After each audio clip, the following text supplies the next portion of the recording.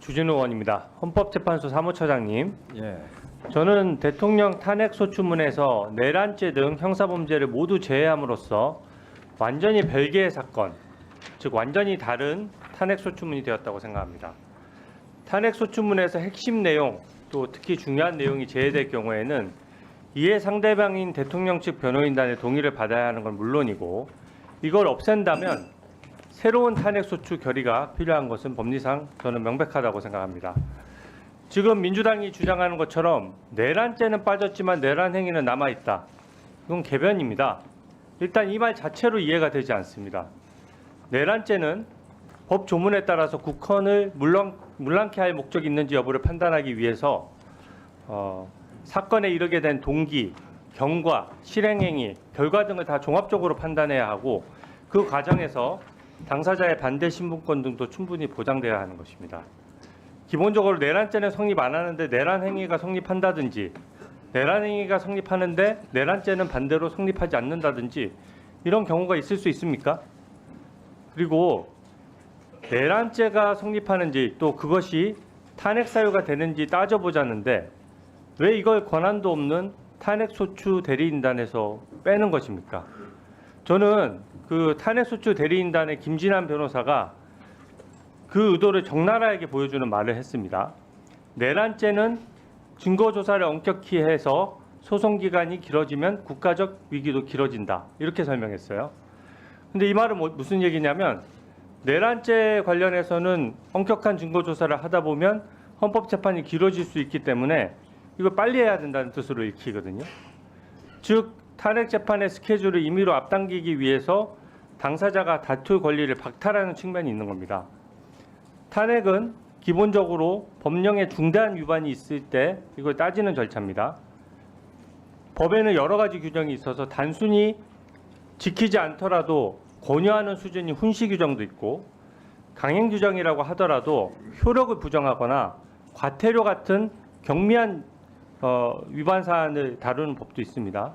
그리고 그 중에서 아주 중요한 규정을 어기면 형사처벌까지 가능하도록 한 것이거든요. 근데 형사처벌이 가능한 범죄를 저질렀다라고 해서 버젓이 탄핵소추문에 결의를 올려서 탄핵소추를 해놓고 이제 와서 처벌 규정이 없는 다른 법 규정만 판단한다면 이것은 최초 탄핵소추할 때 판단 요소가 완전히 달라진 것입니다. 특히 대통령의 행위가 내란죄 등 형사소추할 정도의 큰 법률 위반을 했다라고 민주당에서 주장을 해왔고, 국민들께 그렇게 설명을 해왔어요. 한 달 내내 내란죄 관련된 얘기만 들어왔습니다. 모든 것에 대한 내란죄 관련된 주장들이 난무했는데 이제 와서 뺀다는 것은 설득력을 갖기 힘들다고 생각합니다. 더군다나 저는 좀 우려하는 것이, 헌법재판소에서 문재인 대통령이 임명했던 재판관 두 분의 임기가 4월 18일이면 지나갑니다. 근데 재판 일정이 재판관의 임기에 맞출 수는 없는 것이죠. 근데 지금 보면은 어떻게든 탄핵소추문의 법적 쟁점을 줄이려고 하는 것처럼 보여지는 부분들이 있습니다. 그렇기 때문에 공정성을 잃고 재량 범위를 벗어났다는 지적을 하는 것이거든요. 일종의 탄핵소송은 일부 이 내란죄를 빼는 건 일종의 탄핵소송의 일부를 취하하는 것이기 때문에 이해 상대방과 소를 제기한 측인 국회가 동의해야 되는 것이 정말 당연하다고 생각합니다. 그리고 제일 큰 문제는 헌법재판소와 이게 탄핵소추 대리인단 간에 사전 교감이 있었다는 정황이 있다는 겁니다. 일단 민주당 입장에서 탄핵소추 대상이 될 내용 중에 내란죄는 제일 큰 부분이거든요. 일단 재판부의 권유나 교감 없이 혼자서 갑자기 이렇게 했다는 것이 이상합니다.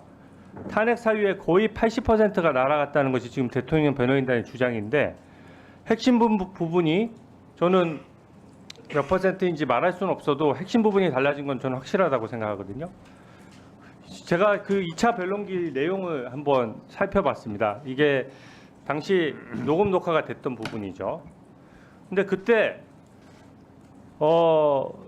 그 재판관께서, 헌법재판관이 지난 준비기일에 형법 위반 주장과 관련해서 헌법 위반으로 재구성하기로 했느냐 이렇게 질문을 하니까 국회 변호인단에서 어떻게 답변을 했냐면, 재판부께서 그 유형적 사실관계로서 정리를 해주신 것으로 이해했다.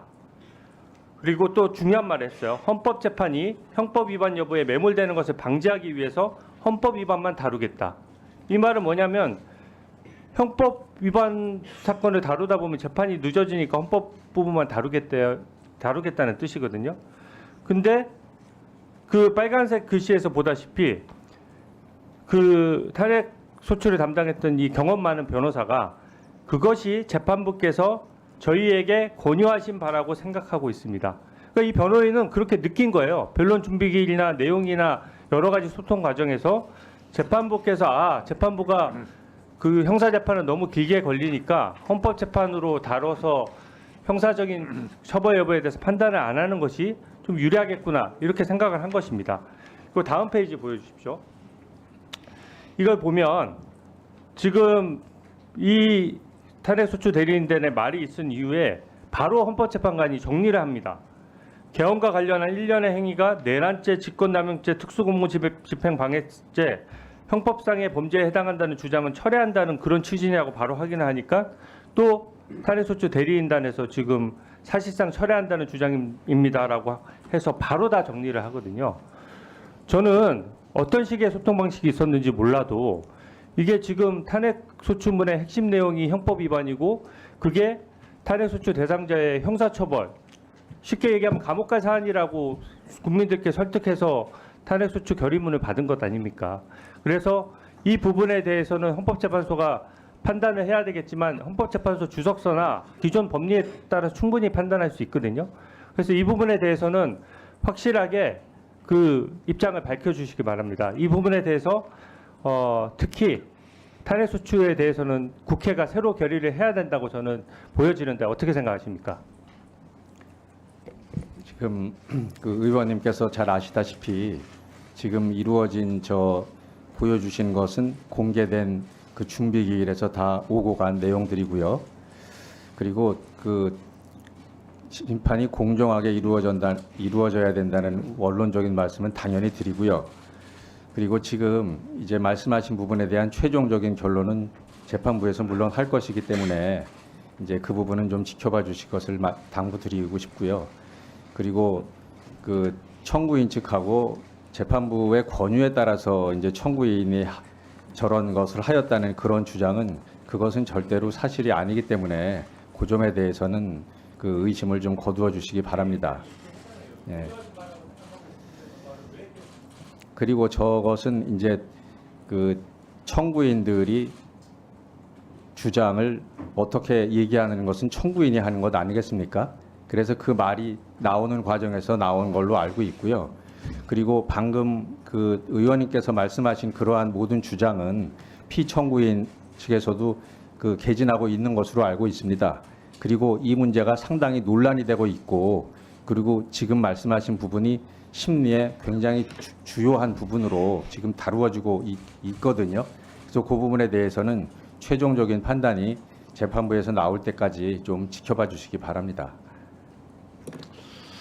네, 주진우 의원님 질의 과정에서 저와 관련된 부분이 있기 때문에 신상 발언 겸 제가 하겠습니다. 제가 오전에 내란 국제특위에서 제 이름을 거명하면서 재판부와 교감이 있었다는 식으로 그래서 그렇게 되면 국민적 의구심이 들지 않겠냐는 주진우 의원의 발언을 제가 생중계를 통해서 보았습니다. 사전 교감이 전혀 없었습니다. 그리고 헌법재판소 재판관들 어느 누구하고도 제가 만나거나 전화 통화를 한 사실이 없습니다. 그런데 왜 저런 발언을 할까? 나름대로 제가 추측해 보건대 헌법재판소 1차 준비 기일 때 쟁점사항을 정리하는 과정이 있었습니다. 제가 정확한 기억은 아닙니다만 그래서 내란 행위에 대해서 내란죄로 할 것인지 헌법으로 할 것인지 그 부분에 대해서 청구인 측에서 입장을 정해와라 하는 취지로 제가 알고 있습니다. 그래서 저희 소송 대리인들이 그 부분에 대해서는 내란 행위로 탄핵소추 안도 의결이 됐기 때문에 내란죄로 하다 보면 실제로 헌법재판소는 헌법재판을 하는 거기 때문에 사실상 내용이 동일하기 때문에 사실적 내용은 남고 내란죄가 아니라 내란 행위에 대한 헌법으로 판단을 받겠다. 그래서 사실상 철회한다. 이렇게 발언을 했고요. 권유라는 말은 왜 썼을까 제가 생각해 봤는데 1차 준비 기일 때 그런 헌법재판소 재판관들과 우리 소송대리인 간의 대화를 비춰보건데 그런 부분을 어떻게든 헌법으로 할 건지 내란죄로 할 건지를 정리를 하는 게 좋겠다. 쟁점 사항을.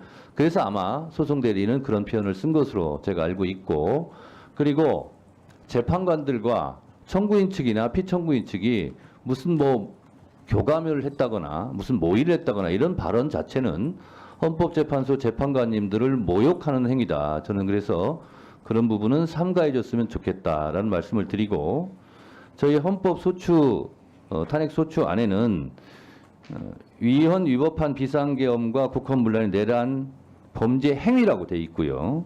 두 번째로 법률과 헌법과 법률 위배 행위 이렇게 돼 있습니다. 근데 이것을 1차 준비기일 때 우리 헌법재판소 재판관님들께서 준비기일 그때 우리 청구인 측과 얘기하면서 쟁점을 4가지로 정리를 대략 했습니다. 1. 계엄선포 2. 계엄사령관 포고령 1호 발표 3. 군경 동원 국회 봉쇄 진입 계엄해제 요건 등 국회 활동 방해 4. 군대 동원에 영장 없이 선관위 압수수색 여러 4가지 쟁점으로 쟁점을 정리를 한 겁니다. 자, 이 부분은 청구인 측에서 하고 싶다고 되는 것도 아니고 헌법재판소 재판관들의 판단에 의해서 쟁점은 이걸로 할 것인가 이렇게 합의를 해가는 과정이고 청구인 측이 요구한 대로 헌법재판관들께서 다 들어주는 게 아니지 않습니까? 그래서 이런 부분은 1차 준비기일, 2차 준비기일을 잘 보시면 의심할 여지가 1도 없다. 저는 이렇게 생각하고 주진우 의원께서 정청래 의원이 무슨 교감이 있었다 이런 식으로 얘기하는 것은 앞으로 자제해 주시기 바라고 그것을 만약에 주장하시려면 면책특권이 허용되지 않는 밖에서 하시기 바랍니다. 바로 제가 허위사실 유포로 고발하도록 하겠습니다. 자, 그 다음 질의하겠습니다. 협박이 아니라 권유입니다. 권유. 자, 그러면 지금부터 잠시만 주목해 주시기 바랍니다. 제가 구독자분들을 위해서 선물 하나를 준비했는데요. 제가 항상 여러분들께 드리는 말씀이 있습니다. 뉴스만 평소에 잘 챙겨보셔도 돈이 되고 돈을 벌 수 있다라고 말씀을 드렸는데요. 여러분들은 여기 보시는 삼성전자 뉴스를 보고 어떤 생각이 드세요? 아니면 정치인들의 뉴스, 날씨 뉴스를 보고는 어떤 생각이 드시나요? 그냥 뉴스만 보고 끝내는지 아니면 이 뉴스를 어떻게 이용할 수 있는지 이 부분을 고민하고 계시는지를 되물어보고 싶습니다. 그 이유가 뭐냐 하면 제가 지난번에 여러분들께 뭐라고 말씀을 드렸었죠? 지금은 반도체 섹터를 눈여겨보셔야 한다고 말씀드렸습니다. 그리고 나서 이런 썸네일들 뉴스를 통해서 많이 보셨을 겁니다. 반도체 내용이 이슈가 됐을 때 부자들은 어떻게 생각한다? 반도체 관련주들은 뭐가 있는지, 어떤 종목이 가장 좋은지, 어디에 투자해야 돈이 몰리는지 자연스럽게 생각한다고 제가 말씀을 드렸죠. 그 이유가 뭐냐 하면 부자들이 봤을 때는 이슈가 곧 돈으로 이어지고 그 이슈가 나에게 돈을 벌어준다는 경험적 확신이 있기 때문에 부자들은 항상 이런 사회적 이슈를 관심 있게 챙겨본다고 제가 말씀을 드렸습니다. 이번에도 마찬가지인데요. 제가 지난번에 시청자분들과 함께하는 주식으로 수익 내기 이벤트를 진행했었죠. 당연히 100% 무료로 진행을 했었고요. 여기 보시면 아시겠지만 제가 지난번에도 구독이라고 보내주신 모든 시청자분들께 반도체 관련주 중에 가장 크게 급등할 딱 한 종목, 많은 종목도 아니라 한미반도체 한 종목을 여러분들께 추천드렸어요. 그러면서 여기 나와 있는 대로 정확히 얼마에 매수해야 하는지 그리고 수익률이 어느 정도 나왔을 때 팔아야 하는지를 이런 부분들까지 여러분들에게 정확히 알려드렸었는데 지금 실제로 어떻게 되었다? 오른쪽을 보시면 아시겠지만 제가 지난번 문자 발송으로 이 한미 반도체를 소개해드리고 나서 실제로 이렇게 5배 이상 어마무시한 상승이 나왔습니다. 100만 원만 투자를 했어도 무려 500만 원이 넘는 수익금이 생긴 거죠. 그래서 당시에도 굉장히 많은 분들이 제가 드린 이 한미 반도체로 수익을 내실 수가 있으셨을 텐데요. 다시 한번 축하드린다고 말씀을 드리겠고 이번에도 마찬가지입니다. 앞으로도 2024년, 2025년 계속해서 기대해볼 섹터는 AI입니다. 그 중에서도 AI 반도체는 그 누구도 부정할 수 없는 미래성장 산업입니다. 그러면 우리가 어떻게 생각해 볼 수 있을까요? AI 반도체 종목 중에 앞으로 크게 대장 역할을 하면서 10배 이상 급등할 수 있는 텐베고 종목을 지금부터 열심히 추적해야 한다는 겁니다. 큰 돈을 투자하지 않더라도 월급의 일부분 아주 소액이라도 이 종목을 모아가야 수백 %의 수익률을 손에 쥘 수 있는 것이죠. 지금 여러분이 보고 계시는 이 유튜브 또한 AI 반도체와 아주 밀접한 연관이 있고 반도체야말로 대한민국의 핵심 산업으로 앞으로 더더욱 시장은 성장할 수밖에 없습니다. 그렇기 때문에 제가 이번에도 뭘 보내드리고 있냐면 지난번과 똑같이 구독이라는 문자를 보내주시면 제가 AI 반도체 관련주 중에 앞으로 대장주 역할을 하면서 주가가 가장 크게 급등할 한 종목을 여러분들께 문자 발송으로 종목명과 사고 파는 시점을 모두 알려드릴 건데요. 그 문자를 받고 여러분들이 주식으로 돈 버는 연습을 한번 해보셨으면 좋겠고요. 혹시라도 나는 주식을 하지 않는다 하시는 분들은 주변에 주식하시는 지인분들에게 말씀을 해주셔도 되고요. 아니면 연세가 있으셔서 투자가 어렵다 하시는 분들은 이 종목을 자녀분들에게 한번 사봐라. 이걸로 한번 수익을 내봐라. 이렇게 조언을 해주실 수도 있는 거겠죠. 그래서 지금 이 영상을 보시는 시청자분들 중에 나도 이번 종목이 좀 궁금하다 하시는 분들은요. 누구나 상관없이 그리고 어느 시간대나 상관없이 부담없이 010-2514-5930번으로 구독이라는 문자 보내주시면 제가 이번에도 똑같이 무료 추천 급등주 문자를 보내드리겠습니다. 이해되시겠죠? 제 번호 010-2514-5930번으로 구독이라는 문자 보내주시면 여러분들이 직접 이슈를 통해서 돈 버는 연습을 해보실 수가 있는 거고 제가 돈을 받는 것도 아니고 투자를 대신해 드리는 것도 아니기 때문에 부담 없이 신청해 주시면 되는 겁니다. 그리고 수익이 나면 저는 다른 것은 하나도 바라지 않습니다. 제 채널에 구독, 좋아요 한 번씩만 눌러주시라 이렇게 다시 한번 말씀을 드리겠습니다.